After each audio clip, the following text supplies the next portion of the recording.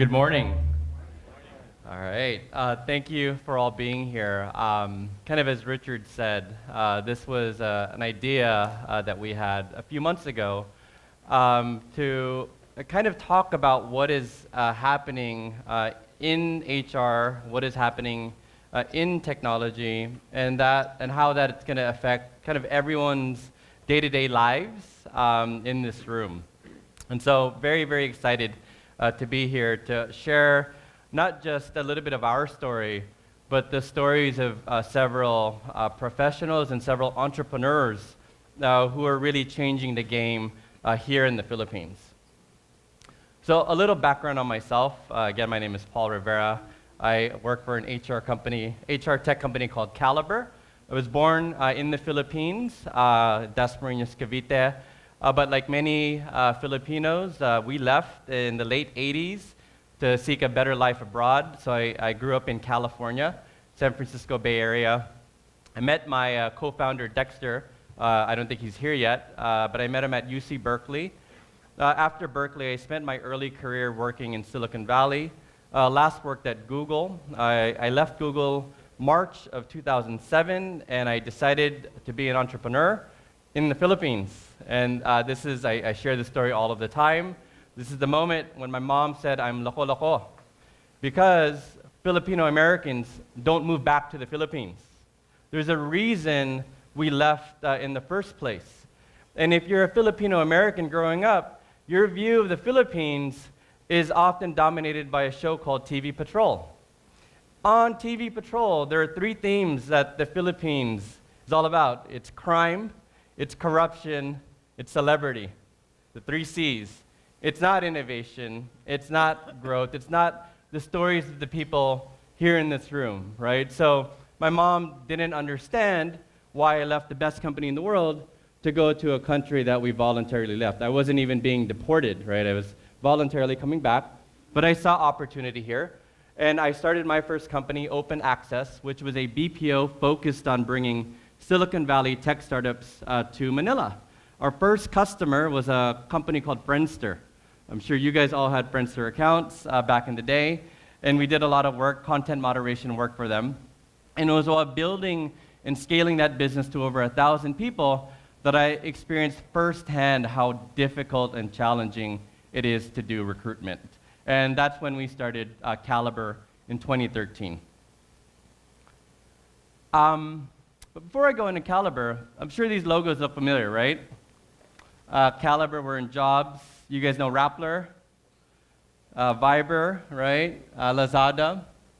What do they all have in common? They're all tech companies. They're all fairly young. Maybe the oldest company here is YouTube, right? 13-year-old company. But they've all also disrupted the Philippines. Kalibrr is disrupting recruitment here, and I'm not going to name our competitor, but we're disrupting them. Rappler, who have they disrupted? GMA, Inquirer, the newspaper industry, even the news industry on TV. Viber, they've disrupted PLDT, right? They've disrupted Globe. They've forced them to change their business models. You send way more Vibers and WhatsApps than you do SMSs, right? And that behavior, that change has happened within a matter of 3 or 4 years. Uber, Grab, right? It's changed how we get around. Tesla, I consider them an energy company. So it's going to transform how we kind of use and acquire energy. Lazada, 4 years ago, if I were to ask this room who shops on Lazada, maybe 10%. Now, who in the last 60 days has shopped on Lazada, Honest Bee, or Shopee? Right? Almost all of you guys. Your behaviors have changed, right? What Richard said about the past where Filipinos would never transact online, we don't trust it. Entrepreneurs have solved a lot of those problems. So now everyone is shopping online. OLX, I call it the digital divisoria, the digital tiangge, right? And that's kind of the old school model, but still kind of disrupting the listings business. YouTube. I'm sure you or your kids watch way more YouTube they do traditional TV, right? At my home, I don't even have a cable subscription. There's nothing really relevant there for me when I can find everything I want to watch on YouTube, right? So these companies have shaped your behaviors and your expectations without you even knowing it, right? This is the power and kind of influence that technology has in our lives. In Southeast Asia, this is the fastest growing internet economy in the world. I spend a lot of time in Indonesia where we have an operation as well. And Indonesia will soon have over 150 million people on the internet. I know it's a little hard to see, but the Philippines has 55 million people on the internet today. By 2020, 93 million people will be on the internet. Your yaya's yaya will be on the internet, shopping on Shopee or Lazada, right? So the entire country will be online, right? Very different than when I came here 11 years ago. When a fraction of the country was online, the internet was super slow, whether it was on my phone or on my mobile device, it's changed, right? So we can't kind of use that as an excuse anymore that the internet is slow or tech adoption won't happen. It's happening, and it's happening very, very quickly.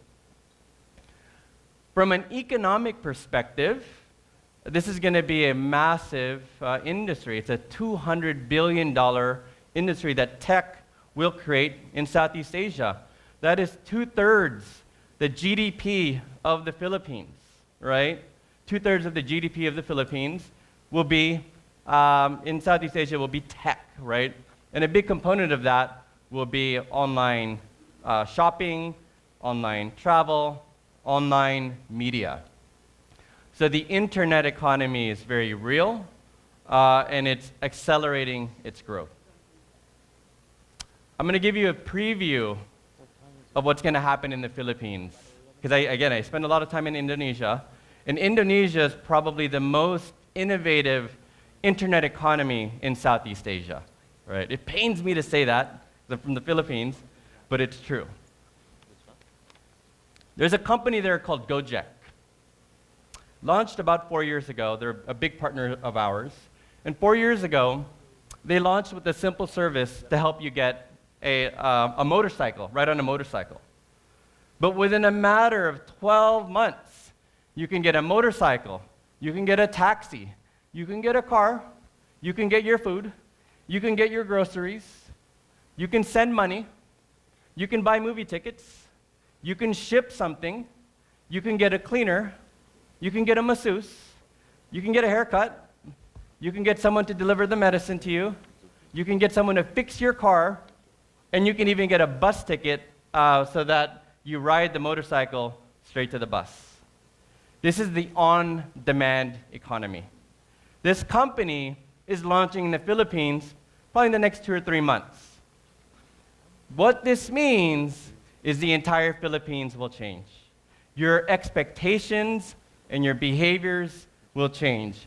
You will now expect everything to be convenient, to be seamless, to work, right? One of the frustrating things about the Philippines is we kind of just are okay when things don't work, right? We're just like, okay, bahala na. That's not gonna work anymore because there are gonna be tech companies who are gonna change your expectations of what good or great should be. So watch out for this company. They just launched in Thailand. They launched in Vietnam yesterday. The Philippines is next. So in the Philippines, the on-demand economy is coming. But what's happening in the Philippines from an innovation perspective? What's happening right now? Has anyone heard of Coins before? Yes. Coins has 5% of the Philippines with a digital wallet, right? And they are going to build the biggest bank in the Philippines without having a single branch. They're a digital bank. Well, how do you get your money? Well, they leverage existing infrastructure, 7-Eleven, Lulier.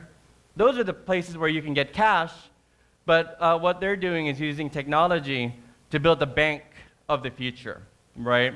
So this is probably going to be one of the most successful tech companies, not just in the Philippines, but in all of Southeast Asia. So banking, fintech is transforming. Another company called Maria Health. In the Philippines, two things keep Filipinos poor, right? So you have a young family, they're working very hard, they're saving money, right? Maybe someone is sending money from abroad. Two things will happen that will take them from the emerging middle class back to poverty. A natural disaster or a health emergency, right? And it's very, very sad that a health emergency will drain 2 to 3 years of savings because someone didn't have health insurance. In the Philippines, 4% of the country has an HMO plan, right? You're probably working for a big company or a BPO. You're one of the lucky ones. For the vast majority of Filipinos, the vast majority of entrepreneurs, the vast majority of SMEs, insurance companies don't want to service you. You're small, you're risky, you're expensive to service.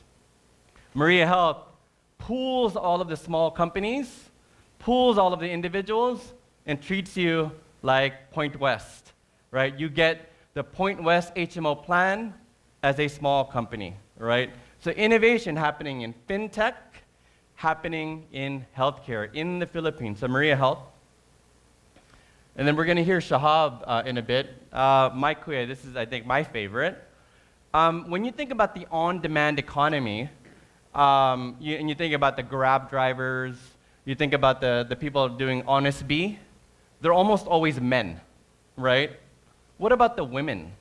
Right? The women are completely shut out from the on-demand and sharing economy. But my kuya, maybe it should be called my ate, now enables millions of young men and millions of young women to get work, on-demand work.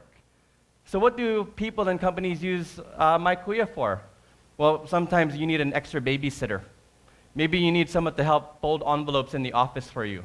Maybe to do some calls for 4 hours in the day. When you think about how do I get some temporary help right now, there's actually no easy way. You don't want to go to an agency. They're going to be slow, they're going to be expensive. My kuya allows you to get labor right away on demand. So innovation happening in fintech, innovation happening in HR, innovation happening in healthcare. So technology is going to change all of your expectations, right?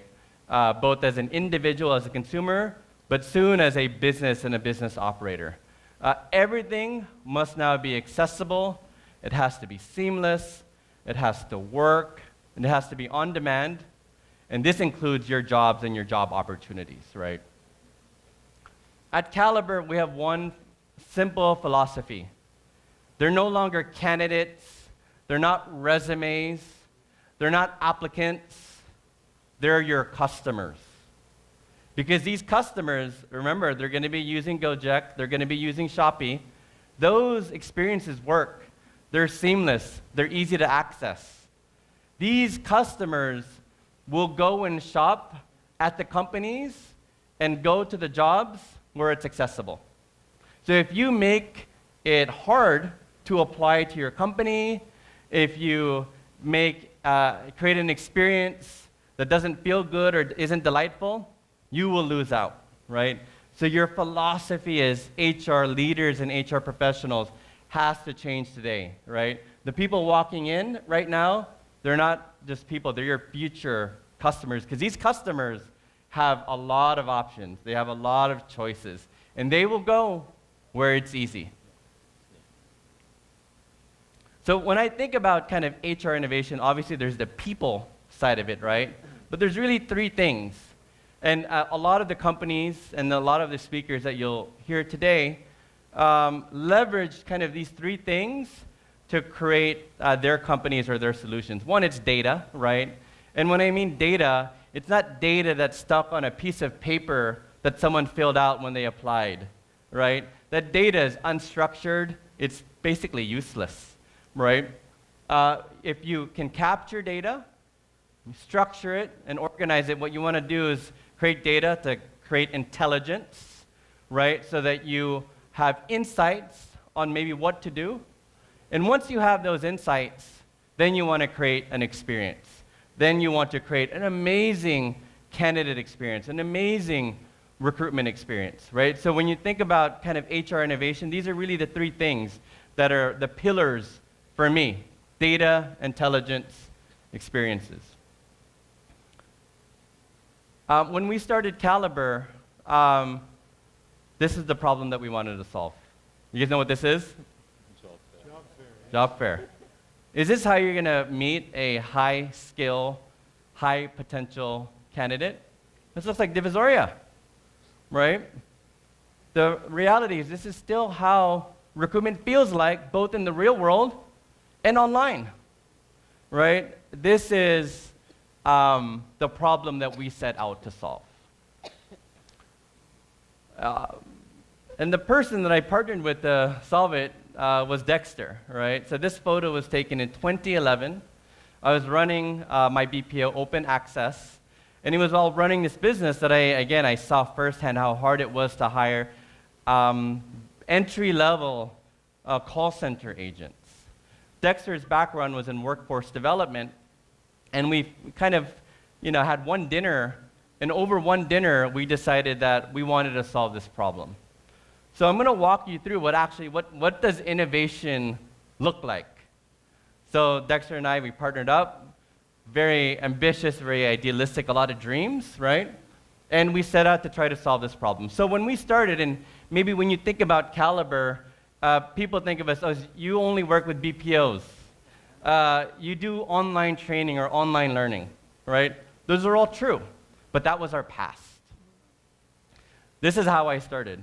This is me, I think, in Tondo. I spent a week in Tondo in 2012 really understanding why can't they get entry-level call center jobs, right? Many of them had graduated from college or had some education, some college experience. Why were they not employable, right? So the first kind of approach that we did when we started Kalibrr was something called online learning that gets you a job. We reverse engineered the BPO industry. We identified the skills and competencies that you would require, that you would need to qualify for a job. And we built an online learning platform in 2012 to upskill people to get work. So amazing idea, right? And that's what we got into Y Combinator with. Ran into a problem. All of the people here in Tondo and the people that we wanted to serve, they didn't have a computer. They didn't have a steady internet connection. So I had to build my own facility for people to come do online learning. Obviously, that business model is not going to work and scale very well, right? But in kind of Kalibrr 1.0, we did help hundreds of people transform their lives, right? Vicky was one of them. Vicky and her son, they were both unemployed, and via Kalibrr 1.0, kicked off their careers in the BPO industry. But being kind of a startup, being a startup that has investors, we had to pivot away from this model. And we figured, okay, if we can't do online learning, we can't teach you the skill, maybe we'll be the best at assessing your skills. So we built in 2014 an assessments platform. Quickly realized it's very, very difficult to sell assessments because you guys get pitched assessments all of the time, globally benchmarked assessments. Who were we to kind of think that we could do assessments better, right? So that approach to Kalibrr also did not work. So we went back to the house, right? If you guys have ever seen the show Silicon Valley, right? We started Kalibrr from a house in Quezon City, a hacker house, where people would live and work. And this is founding engineering team, all magna or summa cum laude from UP Diliman. They were crazy enough to bet their careers on Kalibrr. So this is what innovation looks like. We spent 2 years working in this house, trying to figure out how to serve you guys. How do we serve the employers here in the Philippines? So when you kind of think about, you see us kind of on stage, but the reality is this is what hardcore innovation looks like. It's a small group of people who are very, very passionate about solving this problem. We grew into a nicer house. So this, I think, is late 2013, 2014. Our entire company could fit around a table, right? So again, when you think of Kalibrr and what we're doing, right, the reality is it's a very small group of people, again, who are very passionate about the problem that we're solving. 2013 to 2015, I call it the valley of death. We should have died as a company. We should have died as a start. I should not be on the stage today because we should have run out of money, right? We were building things that nobody wanted to use. We were building things that you guys didn't want to buy. So for 2 years, we were struggling. We're really not finding any product market fit, and certainly not coming close to building any sort of business, right? But I'm very, very thankful that these young people did not give up on the mission. They did not give up on the problem. And things began to change when we focus on the job seeker, right? So historically, when you think about HR platforms, HR companies, and even what I was saying earlier, everything is very employer-focused. Everything is very employer-centric. People forget about, well, there's no kind of employer or company without people. So when we began to shift our mindset to thinking about what do I do to best serve the job seeker, is when things really began to change, right? So after 2.5 years of like struggling and just getting by, things began to change. The government reached out to us to digitize their jobs. What was the problem that the government had? If you wanted to apply to government, they had a physical bulletin board in Manila for you to go view the job. Well, what if you're in Batangas? What if you're in Iloilo? You could not view or access those jobs. So we helped democratize access to tens of thousands of jobs with over 12 agencies in 2015, early 2016. We expanded into Indonesia in 2016. We held the largest online programming competition in Indonesia in partnership with Facebook and Accenture, and we helped surface 5,000 software engineers throughout the country. I'm going to highlight a story here. And the story is, so this is the finals, right? So 5,000 people applied, 3,000 people completed the competition, 50 young people were invited to the finals, and then 10 won. We selected 10 winners. There is one kid called Yusuf who made it to the top 10. And Yusuf was a kid from a small village in Sumatra, right? Island in Indonesia, had never been to Java, had never been to Jakarta, had never been in a mall, did not go to a good school. If you were to look at his resume, none of you guys would interview him, but he was a top 10 finalist for the programming competition. He now works with one of the best tech companies in Indonesia. When you use technology, and in this sense, using an assessment, you're able to surface and highlight potential that you otherwise would ignore. Because today, really the only signal that we may have is a degree.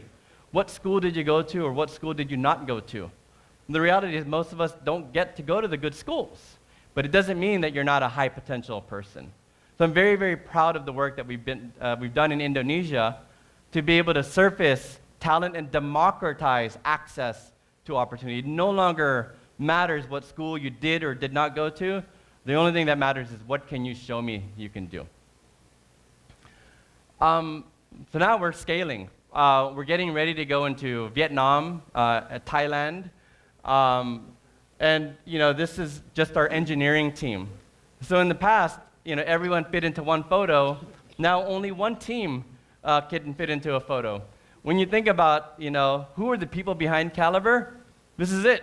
It's a bunch of millennials, Gen Z, a little goofy, but very, very passionate about building a product that is now impacting lives at scale.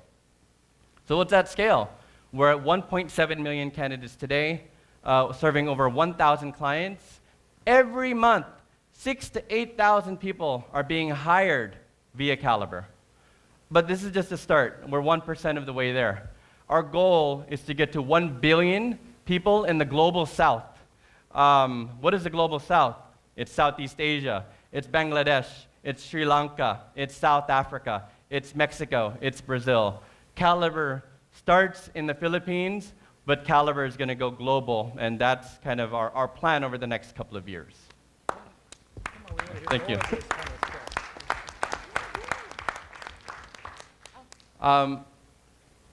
So the last slide. Building a startup, building Kalibrr is the hardest thing that I've ever done. I lost all of my hair doing it. And lost relationships, lost money, right? But the only thing that kept us going is we deeply cared about people. We deeply cared about the plight of millions of Filipinos who both graduate from school and they don't get a job, millions of young professionals who are underemployed. That's what keeps me up at night, is if we don't succeed, the Philippines does not succeed. The people don't succeed. So for me, innovation is really about caring, and caring enough about the problem that you overcome every single obstacle in the way to make your dream or vision happen. And I'm very excited, for the rest of the speakers today, because they're both professionals, but then we also have entrepreneurs, people who are going through this very, very similar journey and who are developing products and solutions because they care about the problem and they care about the people. So I hope everyone has a great summit today. Thank you very much for being here. And yeah, that's it. Thank you.